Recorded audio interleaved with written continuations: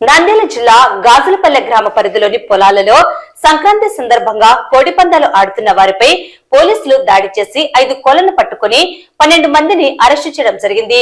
వీరి వద్ద నుండి 23,500 రూపాయల నగదు, 20 ద్విచక్ర వాహనాలు, ఒక ఆటోను స్వాధీనం చేసుకుని సీజ్ చేయడం జరిగిందని సంబంధిత పోలీసు అధికారి తెలిపారు. పోలీసుల దాడి సందర్భంగా అక్కడి నుండి దాదాపు 15 నుండి 20 మంది పారిపోవడం జరిగిందని, వారిని కూడా పట్టుకుని అరెస్టు చేయడం జరుగుతుందని వారు పేర్కొన్నారు.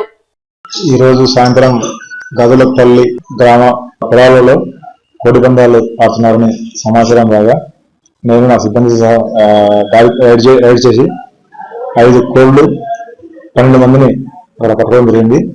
వారి దగ్గర నుంచి 23,500 అమౌంట్ను మరియు 20 బైకులు, ఒక ఆటో, 5 కోడి పుంజులని స్వాధీనం చేసుకోవడం జరిగింది.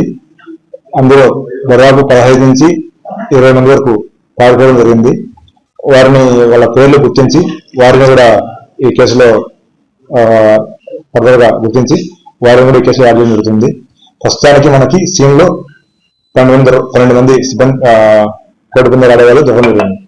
మాకు గతంలో ఈ రోజే ఆడుతున్నారు తెలిసింది సమాచారం. ఈ రోజు సంవత్సరం వరకు యాడ్ చేసినాం. గతంలో అయితే ఆడినట్టు మాకు తెలియదు.